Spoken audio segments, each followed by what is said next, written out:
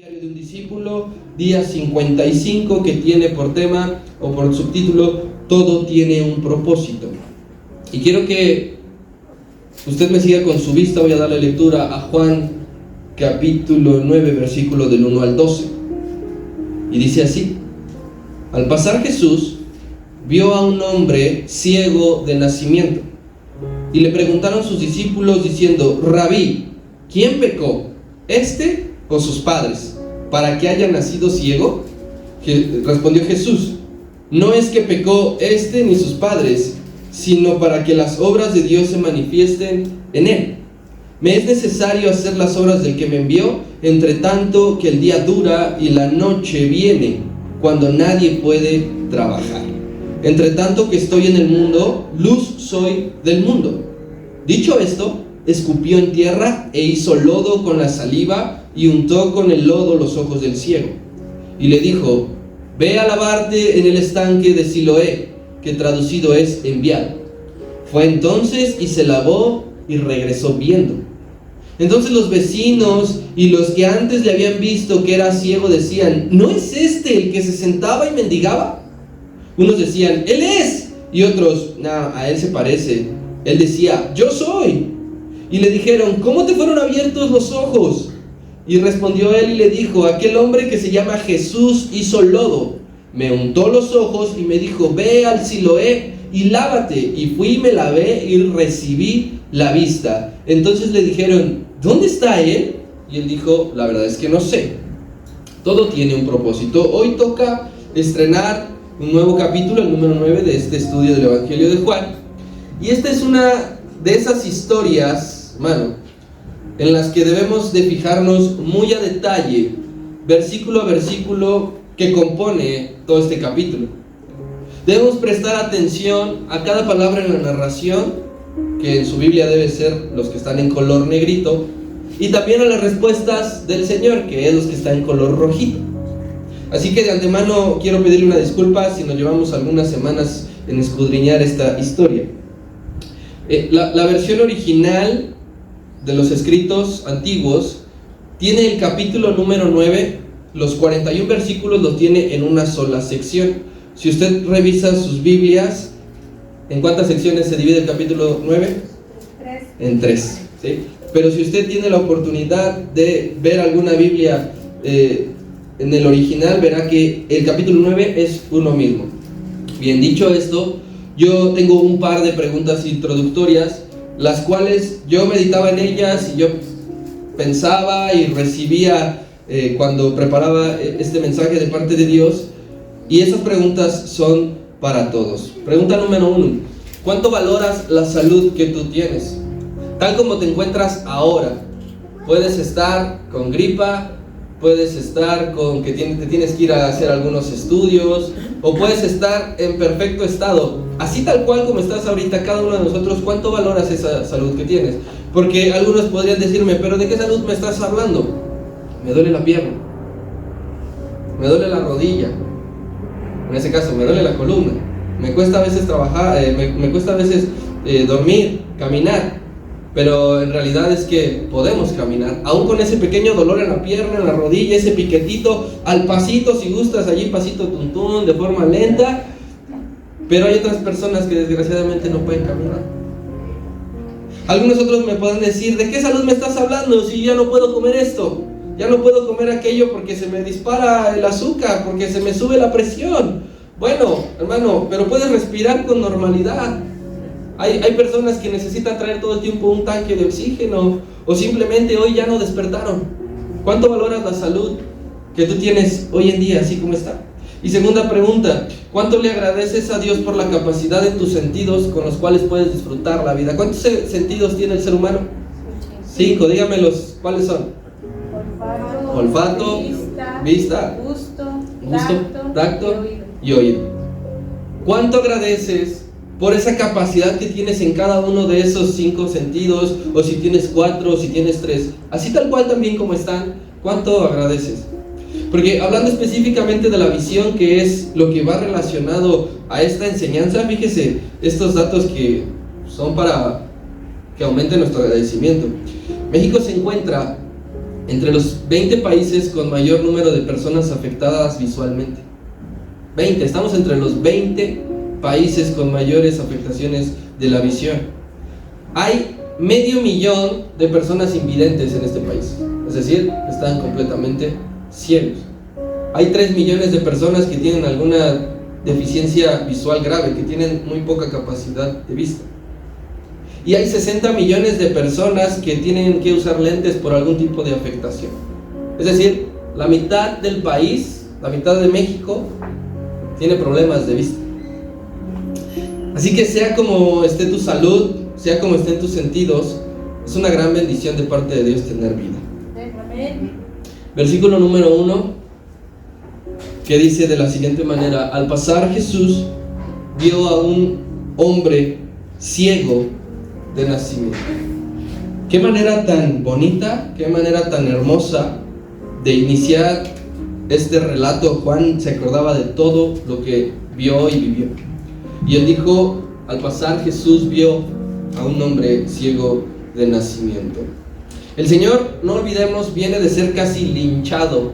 En el capítulo número 8 tomaron piedras. Él tuvo que esconderse por un momento en el templo, pero después salió y caminó en medio de ellos y no le hicieron absolutamente nada. Y es justo en ese momento que él sale y que va caminando, no antes, no después, que ve a un ciego que no llevaba poco tiempo en esa condición, que no es que haya sufrido un accidente que le haya pasado en sus ojos en la adolescencia, tampoco es que se enfermó con el correr de los años, sino una persona que nació ciega.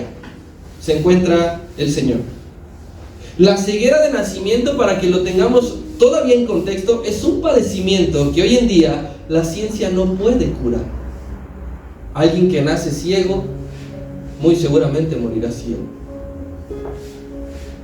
Entonces, para que alguien no pueda decir, bueno, es que esto ya sucedió en la antigüedad y pues se queda allí en el pasado como una bonita historia, no. En este tiempo puede aplicar exactamente lo mismo. Puede haber un ciego de nacimiento. La situación de aquel hombre, la situación de todas las personas que viven con esta deficiencia visual, debe de ser por demás complicado. No estamos minimizándolo en absoluto. Debe adaptarse a vivir sin uno de sus sentidos. Tiene que aprender a comer sin mirar. Tiene que aprender a moverse, a desplazarse sin ver, completamente a oscuras. Usted cierre los ojos e intente vivir así. Y yo quiero que prestemos mucha atención al siguiente detalle. Al pasar Jesús, dice, vio a un hombre. Es Cristo quien mira a aquel hombre y no al revés. Y no me refiero a la imposibilidad de aquel hombre de no poder ver, no me estoy burlando de él, porque cualquiera podría decir, pues es obvio, un ciego de nacimiento no puede ver al Señor. Hay que ir un poco más allá, porque aún con la vista en perfectas condiciones, hermano, siempre es Cristo quien nos mira a todos los hombres. Es Él. Él te vio mucho antes de que tú lo vieras a Él. No hay nadie en el mundo, en la historia, que pueda decir, yo vi a Cristo primero. Él estaba distraído, Él estaba mirando hacia otro lado y entonces fui yo quien lo miré. Siempre es el Señor quien mira al ciego de nacimiento, a ti, a mí y a cualquiera. Y yo quiero que en este momento todos recordemos nuestro primer encuentro con Dios, sea como haya sido. A lo mejor lo conociste en el hospital, a lo mejor lo conociste en el mercado porque alguien te estaba predicando, en el transporte público o en tu casa. Sea como haya sido ese momento, recuérdalo.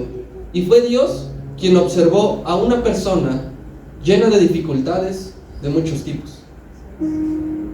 Fue Dios quien vio a un hombre, a una mujer con demasiados problemas en el alma y en la salud que ni la ciencia, ni la medicina, ni las vanidades de este mundo habrían podido haber llenado.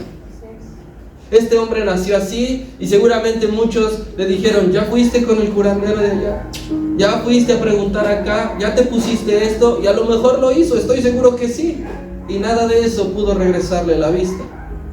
Cuando tú conociste al Señor, hermano, cuando Él se manifestó a ti, se presentó delante de ti, éramos esa persona ciega, que habíamos ido aquí, que habíamos ido allá, que habíamos intentado esto, pero Él nos miró y nos iba a mostrar algo que nunca nadie nos iba a mostrar. Si Cristo, si Dios no nos hubiese mirado, nosotros jamás podríamos haberlo hecho. Podría decir, no, es que si no conocía, si el Señor no se presentaba a mí, entonces pues yo 3 años después me lo hubiera encontrado. No. Si Él no nos mira, ahorita seguiríamos sin verlo. Si Él no te hubiese mirado, no te hubiese encontrado, no te hubiese llamado, ahorita seguiríamos siendo peor de lo que éramos. Estaríamos en una condición sin importar. Lo que el Señor vio en nosotros, aún así nos miró. Y no nos despreció y no dijo, uy, este está ciego, no, hombre, vámonos por acá, aquí no se va a dar cuenta. Él no dijo, uy, aquí está Josué, vámonos por acá, no quiero nada con él. Nosotros estábamos imposibilitados de poder verlo así como esa persona. Imposibilitados absolutamente. Y viendo bien, y viendo perfectamente, nosotros estábamos imposibilitados. No hay ninguna opción de que el hombre pueda ver a Dios si antes él no lo ve a Él. Así que tenemos que decirle gracias, Señor, porque Él nos ha mirado. Y esto de que Él haya mirado a aquel hombre y nos haya mirado a nosotros, también es un preámbulo de lo que sucederá versículos más adelante. Tú te sabes la historia completa, ya la leímos. Hoy veremos solo la mitad.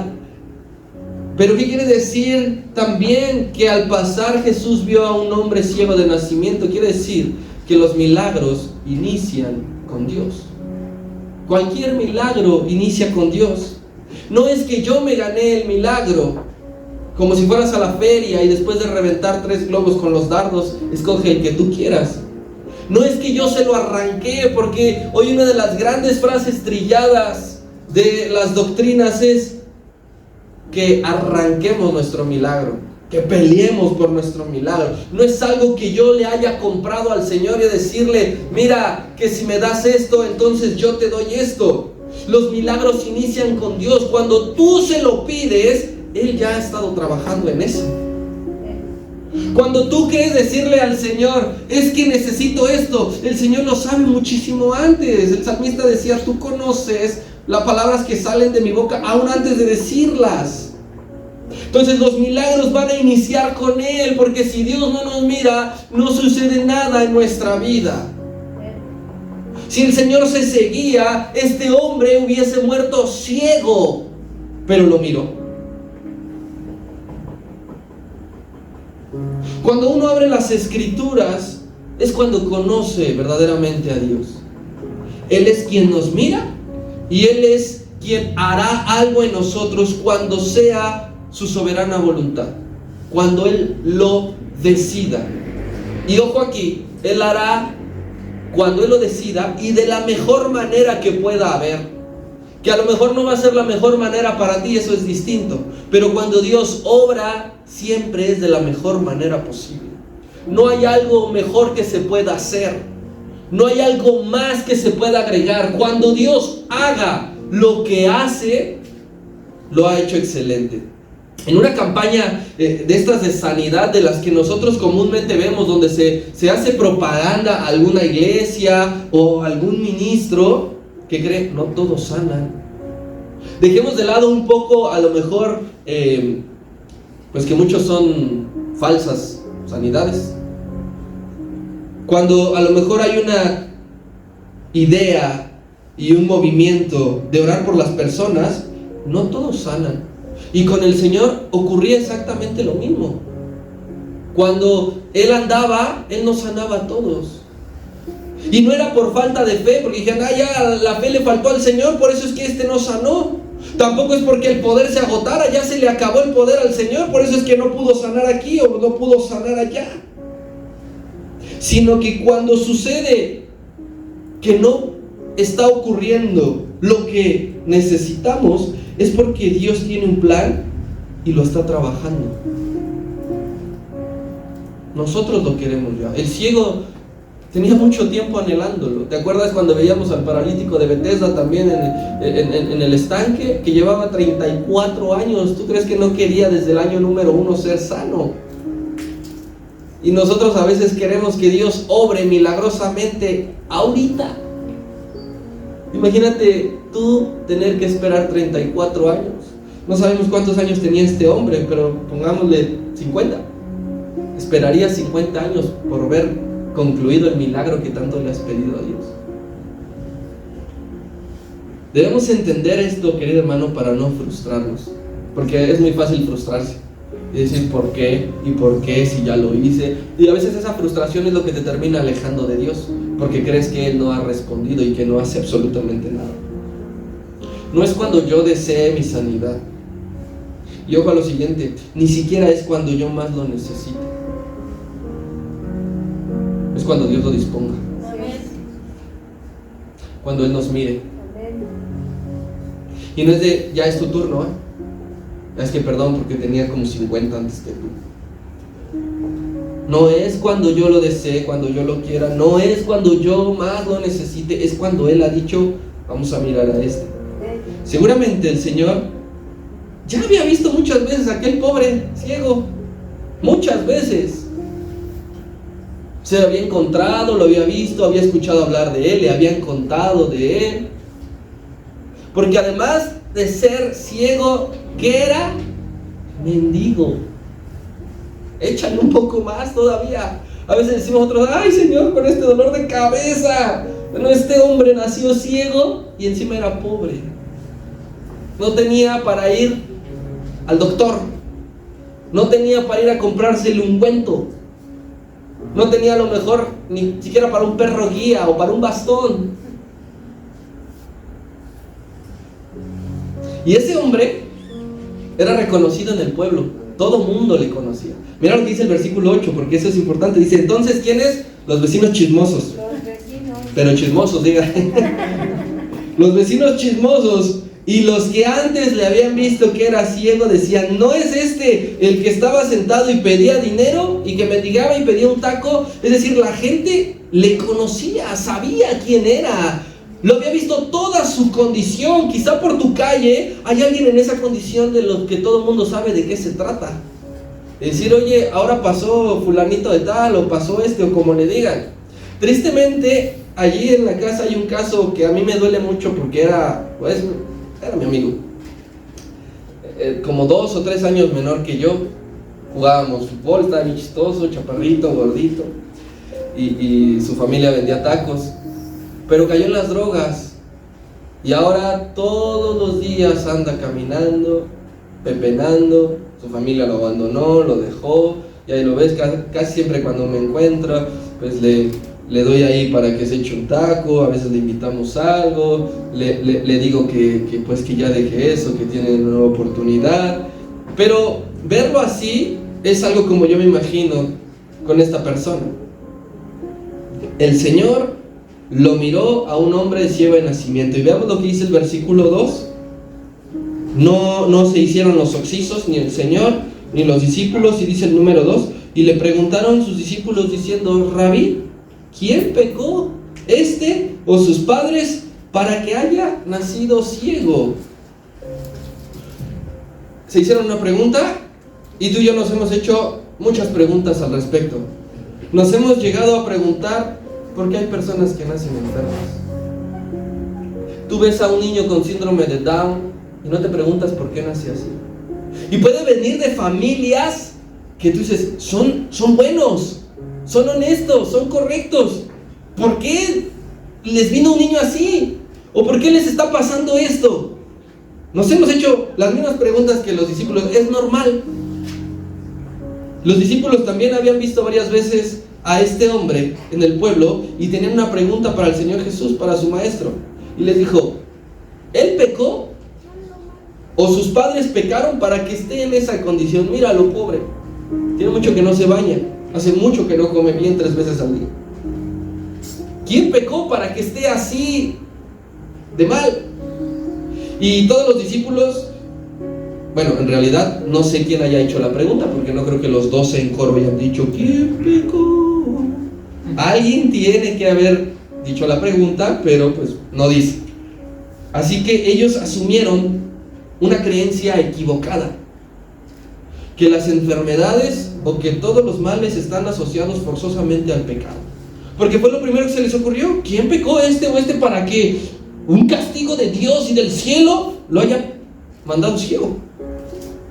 Dijeron, seguramente como hubo pecado en su vida, pues está ciego y el Señor lo castigó.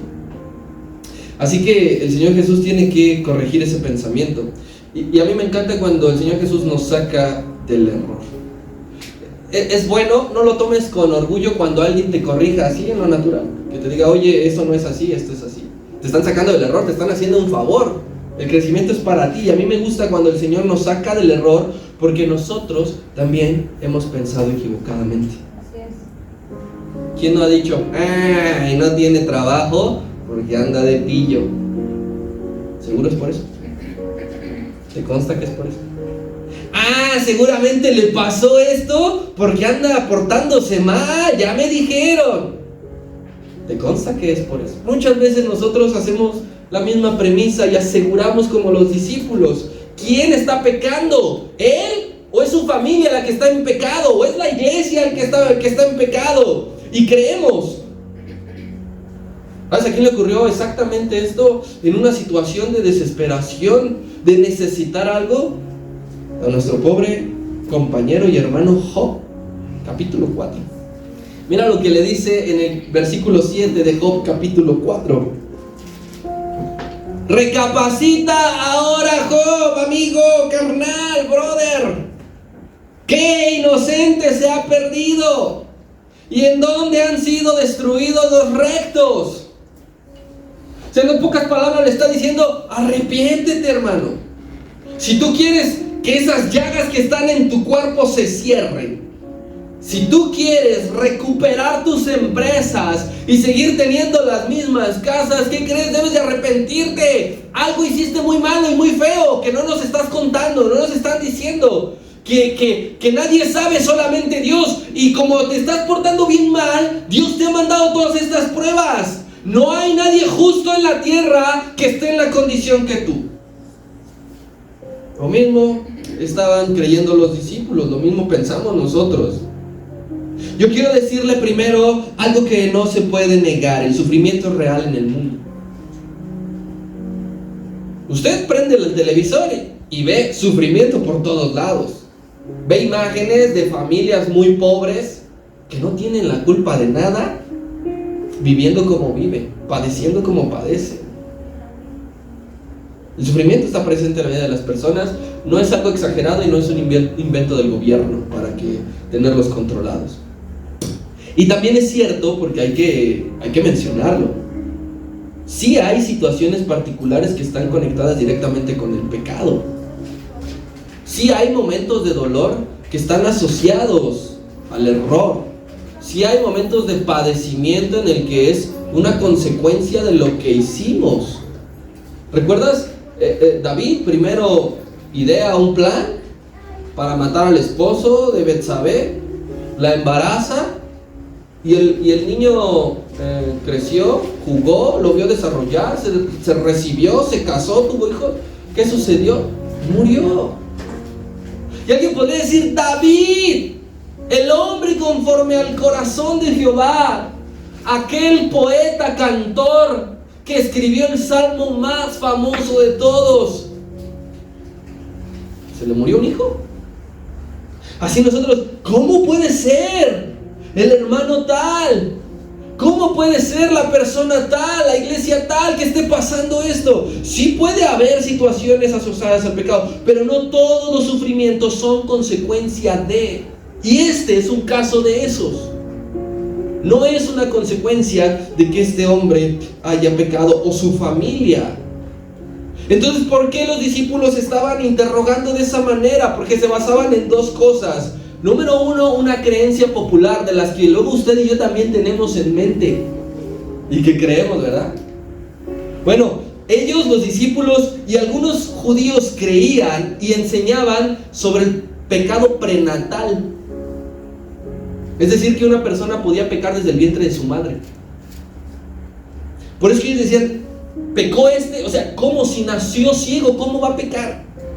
Antes para poder nacer ciego. Entonces ellos tenían una creencia de que el alma pecaba desde el vientre de la madre. En eso se basaban, por eso y le preguntaron, pecó. Pero la segunda opción es de que nació así por culpa de sus padres, que sus padres hicieron algo muy malo, o mataron a alguien, o le robaron a alguien, o blasfemaron el nombre de Dios, sus padres, y por eso Dios los está castigando. Pero esto es una consecuencia de un mandato mal entendido de parte de ellos. Yo quiero que regresemos al libro de Éxodo capítulo 20 porque allí está cómo entendieron mal a lo que se estaba refiriendo el Señor desde los 10 mandamientos. Éxodo capítulo 20, versículo 4. En el versículo 4 es el pecado, y en el versículo número 5 lo que hizo confundir a muchas personas. Y dice el 4: no te harás imagen ni ninguna semejanza de lo que está arriba en el cielo, ni abajo en la tierra, ni en las aguas debajo de la tierra. Dice el 5: no te inclinarás a ellas, ni las honrarás, porque yo soy Jehová tu Dios, fuerte, celoso, aquí viene la confusión, que visito la maldad de los padres sobre los hijos hasta la tercera y cuarta generación de los que ¿qué? Esas últimas dos palabras, me aborrecen, tenemos que nosotros tenerlo bien en claro, porque cualquiera podría decir, pecaron sus padres, y Dios dijo que si pecaban los padres, vendría a visitar la maldad sobre los hijos, sobre los nietos, sobre los bisnietos y sobre los tataranietos. Por eso es que ellos decían, pecó o sus padres, porque seguramente algo hubo allí. Pero ¿qué significa el que visitará la maldad sobre los hijos hasta la tercera y cuarta generación? No quiere decir que si los abuelos o si los padres pecaron contra Dios, sería el hijo quien pagaría las consecuencias, sino dice allí, de los que me aborrecen, es decir, que hay un juicio para aquella generación completa que se empeñe en hacer lo malo. Si el padre hizo lo malo, si el hijo hace lo malo, si el abuelo hizo lo malo, entonces sí, sobre toda la generación viene el castigo. Por eso dice, de los que me aborrecen. Y yo quiero ponerle un ejemplo, el más clásico de todos, para que lo tengamos. Primer libro de los Reyes, el último capítulo, que es el 22-51. Este es un ejemplo de cómo el Señor sí visita la maldad hasta la tercera y cuarta. Y dice así: Ocosías, hijo de Acab, comenzó a reinar sobre Israel en Samaria el año 17 de Josafat, rey de Judá, y reinó 2 años en Israel. E hizo lo malo ante los ojos de Jehová, y anduvo en el camino de su padre, o sea, de Acab, también haciendo lo malo, y en el camino de su madre Jezabel, también haciendo lo malo, y en el camino de Jeroboam, hijo de Nabat, quien hizo pecar a Israel, porque sirvió a Baal, lo adoró, provocó a ira a Jehová Dios de Israel, conforme a todas las cosas que había venido haciendo su generación. Este es un ejemplo de que el pecado sí alcanza a los hijos, a los padres, a los abuelos, porque todos se empeñaban en hacer lo malo. Pero no era el caso de este hombre ciego de nacimiento. Entonces inmediatamente se crea un rumor: pecó entonces pobre del hijo. El Señor tiene que aclarar esto, Jehová, Dios, tiene que aclararle esto al pueblo inmediatamente, de una manera contundente, para que no creyeran mal, para que no pensaran mal, y para que no dejara ningún tipo de dudas. Deuteronomio 24, mira cómo el Señor aclara, desde Deuteronomio 24, verso 16. Y dice, claramente hablando Jehová, los padres, ¿qué dice? No morirán por los hijos, ni los hijos morirán por los padres. Cada uno morirá por su pecado. Aquí está claro. Aquí no hay ningún tipo de especulación de, bueno, yo lo entiendo de esta manera. Aquí dice Dios, si el padre peca, el padre será responsable.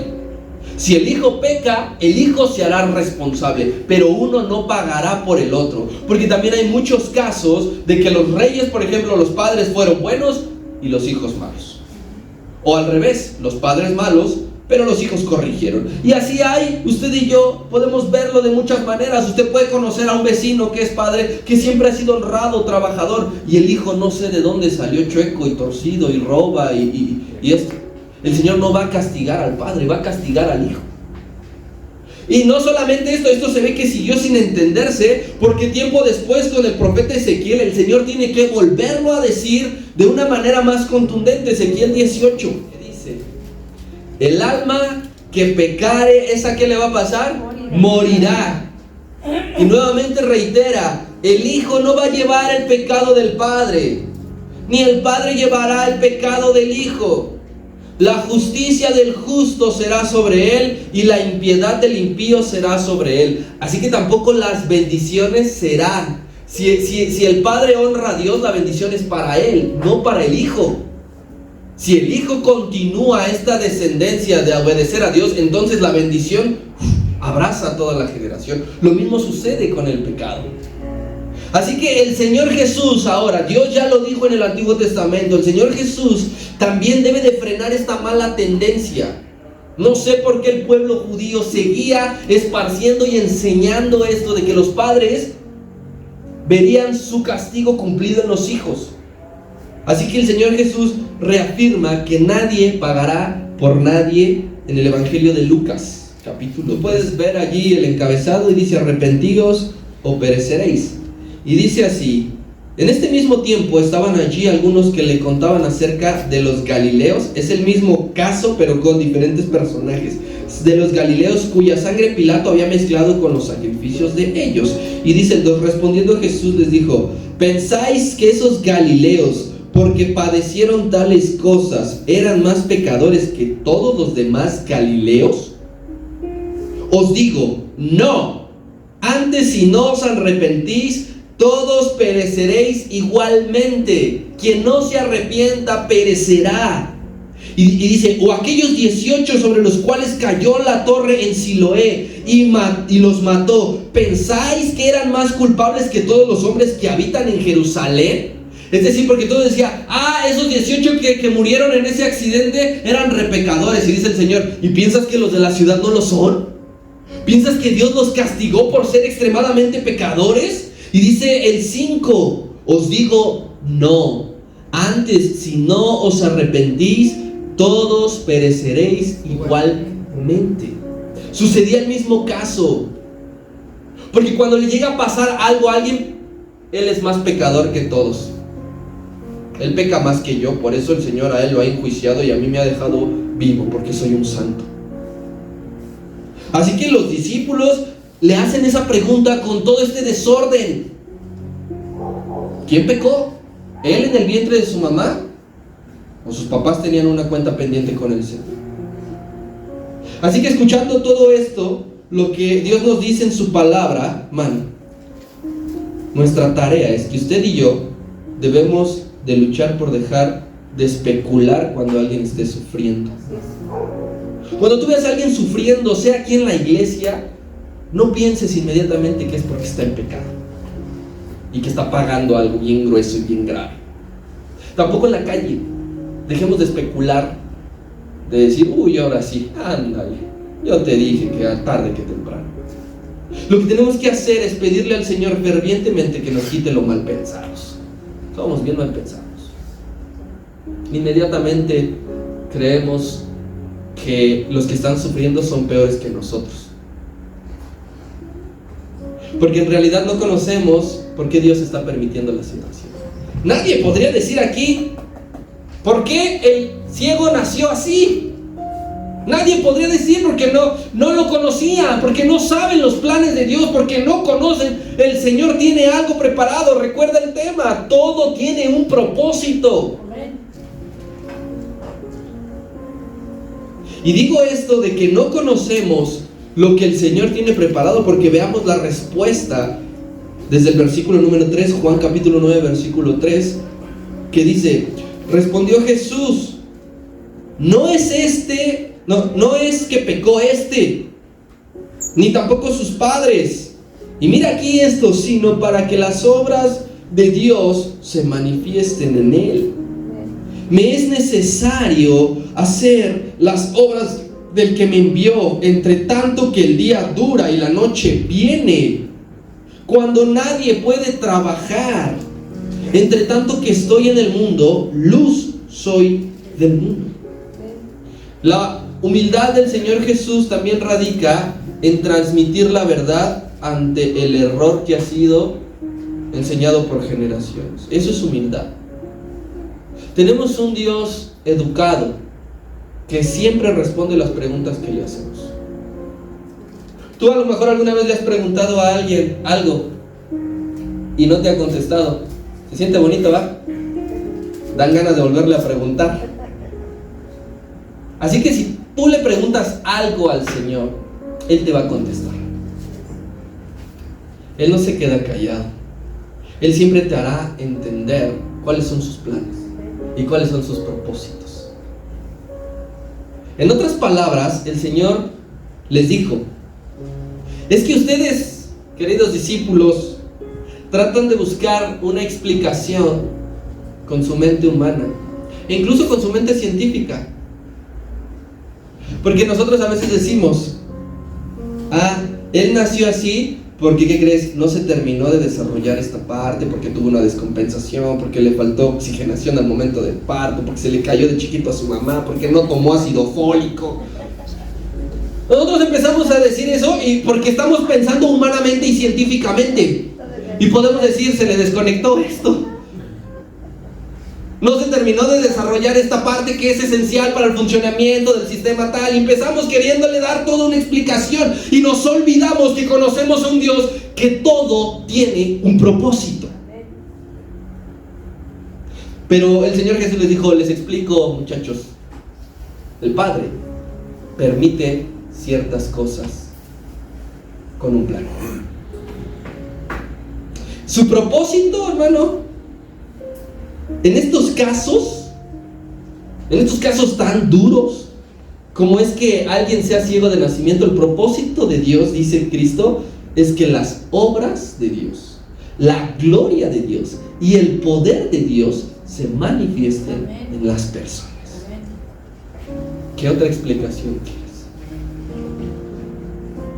Yo de medicina no sé nada, de términos médicos no sé nada, no te podría dar. Yo lo único que tengo es fe y lo que conozco es un Dios que todo tiene un propósito, te puede decir, y yo te puedo decir: le sucede esto, está pasando esto para que las obras de Dios se manifiesten en él. Y ojo con lo siguiente: el Señor puede obrar en las causas más difíciles que te puedas imaginar. ¿Conoces a un niño con síndrome de Down? Dios está obrando en esa situación bien difícil. A ti te está sucediendo esto, que no te vino por pecado, que no entiendes de dónde, de cuándo. Si tú ofrendas, si tú oras, si tú doblas tus rodillas, si tú asistes a la iglesia, ¿de dónde vino? Yo lo único que te puedo decir: el Señor está obrando. Y en esa causa imposible para el hombre, Dios está obrando para que se manifieste su gloria. Y quizá tú puedes decir: ¿y tú qué sabes? Para ti es muy fácil decirlo porque no lo estás viviendo. Y tienes razón. Pero, hermano, es la respuesta que Dios da a un alma preocupada para que haya la paz. Nuestra alma se angustia buscando una respuesta. Se azota en las paredes: ¿por qué me está pasando? ¿Qué hice ahora? Y uno empieza a echar memoria, ¿verdad? Y a decir: pues no, llevo 2 minutos portándome bien. Y uno empieza, ¿pero por qué? ¿En qué fallé? ¿Qué hice? Ahora esto, ahora qué, aquello, así, asado. Porque estás siendo objeto de que Dios se manifieste.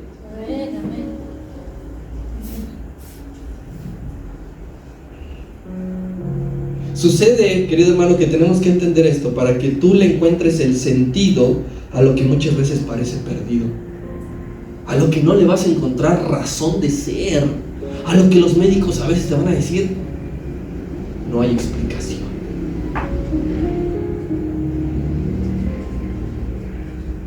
No sé qué tan avanzada estuviese la ciencia en ese tiempo para dictaminar un caso así.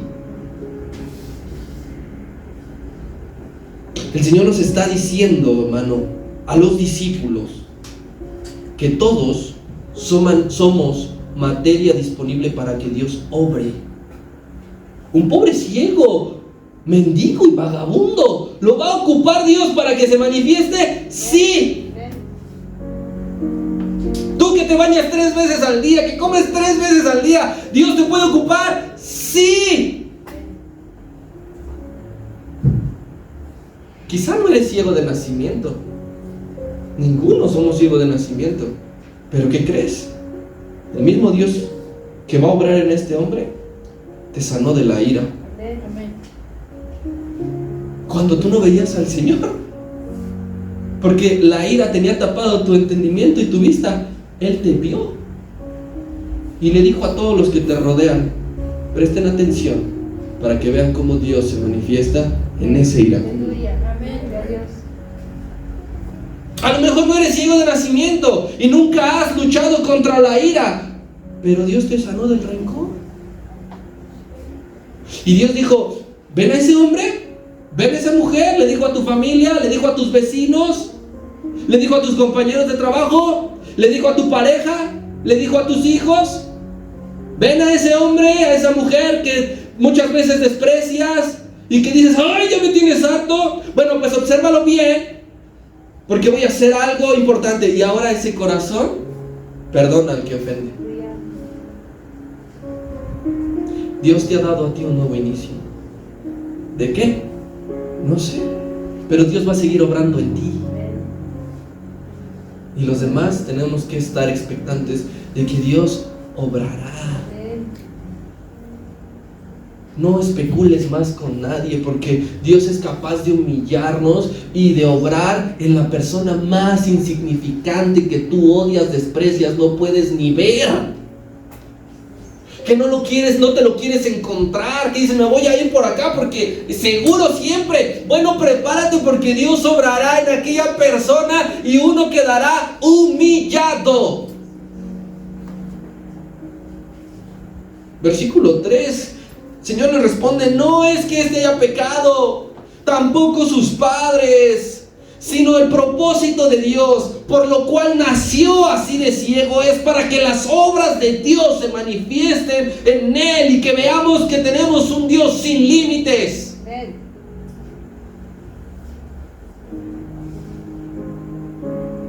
Versículo 4 y 5. Sigue la respuesta del Señor: me es necesario hacer las obras del que me envió, me es necesario. Entre tanto que el día dura, la noche está por acercarse, ahí viene, cuando ya nadie puede trabajar. Entre tanto que yo estoy aquí en el mundo, luz soy del mundo. Les está diciendo, en otras palabras: prepárense para observar una vez más el poder de Dios. Y el Señor les está revelando su compromiso. A los discípulos les dijo: es que yo necesito hacer las obras del que me envió mientras estoy en este mundo. Y los muchachos: gloria a Dios, veremos algo. Pero el Señor Jesús les dijo: momento. Esta tarea no es nada más para mí. Porque después de que yo me vaya, después de que yo ascienda, les tocará a ustedes ser de utilidad para Dios. Y ese tiempo, querido hermano, estas palabras que gravitan del Señor, aquí y ahora, son para nosotros. Nos corresponde a nosotros manifestar las obras de Dios. No sé si tú entiendes la tremenda bendición y el tremendo llamado que Dios te ha hecho. Algunos nos pasamos toda la vida diciendo: ¿cuál es mi llamado? ¿Y cuál es mi ministerio? ¿Y para qué Dios me ha sanado? ¿Y para qué Dios me ha perdonado? Para que manifiestes las obras de Dios mientras tanto estás en el mundo. Porque habrá un día que no estés en el mundo y le tocará a la siguiente generación. El Señor Jesús faltaba poco, estaba en su último año de ministerio. Les decía a los discípulos: observen cómo Dios puede ocupar al que sea. Así los ocupará a ustedes para que sean luz del mundo. Él no dijo: yo me llevaré la luz y volverá al mundo a la oscuridad, y cada quien con su cerillito y con su vela. Él dijo que nosotros también éramos la luz del mundo. Por esto precisamente por esto. Este es el tiempo para que la iglesia manifieste la luz que la oscuridad necesita. Hay oscuridad que necesita luz. En este mundo hay oscuridad. Tú eres la luz para que las obras de Dios se manifiesten. Querido hermano, trabaja hoy. No lo dejes para mañana, por favor. Trabaja hoy. El mundo maneja un dicho bien popular: no dejes para mañana lo que puedes hacer hoy. No alargues que Dios manifieste su poder en ti, dejándolo para mañana. Ahorita no, quizá mañana. Hoy es cuando tienes la juventud, hermano. Hoy es cuando tienes las fuerzas. Hoy es cuando tienes la salud que millones de personas en el mundo quisieran.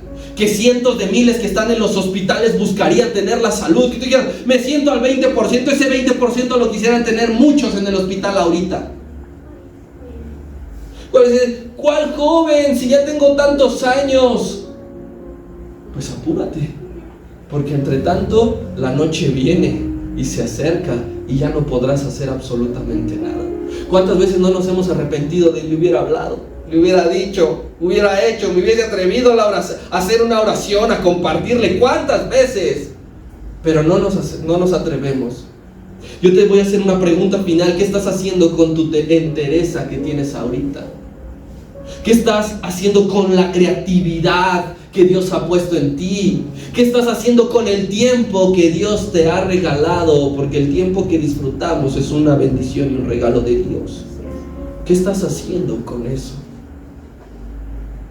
Mira lo que escribe el apóstol Pablo en Efesios capítulo 5, y si ya me apoyan los hermanos, por favor. Efesios capítulo 5, versículo 15.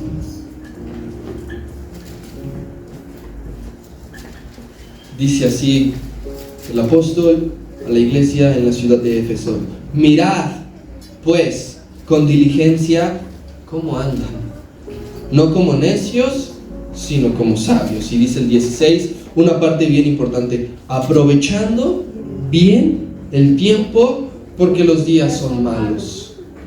¿Qué estás haciendo con esos sentidos que Dios te ha dado? Pueden ser 4 y a lo mejor 3 están a medio gas, pero ¿qué estás haciendo con esos sentidos? ¿Qué estás haciendo con la salud? Llevas sintiéndote mal un buen rato. ¿Qué estás haciendo con eso que Dios te ha dado? Hace poco leía un artículo de psicología religiosa y arrojaba una hipótesis que debe ser preocupante, una hipótesis general. Y dice que mientras más se prolongue la decisión de aceptar y de servirle al Señor, mientras más lo prolongues, más corres el riesgo de con los años más difícil hacerlo. Tú dices, no Señor, estoy muy joven, mañana ven. Y viene a los 30 años, no Señor, tengo familia, ven mañana. Viene a los 45, no Señor, ya estoy enfermo, ya no me puedo parar, ya me duele todo. Viene a los 80, ya tienes que entregar tu cuerpo. Mientras más prolonguemos, será mucho más difícil, porque pretextos hay un montón. Y dice aquí el Señor: yo soy la luz del mundo. Sabemos que Dios es eterno, Él está, pero llevar el mensaje de Dios tiene un tiempo limitado. Dios estará, y no necesitaremos del sol, de la estrella que alimenta el 98% del universo. No lo necesitaremos en la eternidad, porque Él es la luz. Pero el tiempo para que tú y yo obremos, para que tú y yo manifestemos las obras de Dios, sí que es limitado. Mientras tanto estás en el mundo, mientras tanto ves, mientras tanto oyes, mientras tanto puedes hablar, mientras tanto puedes caminar. El apóstol Pablo decía: llegará una edad en la que alguien te va a tener que empujar y llevar de la mano. Es en ese tiempo, en esa etapa de tu vida, que quieres servir al Señor y que quieres decirle: ¡ah, sí, Señor, aquí estoy, úsame!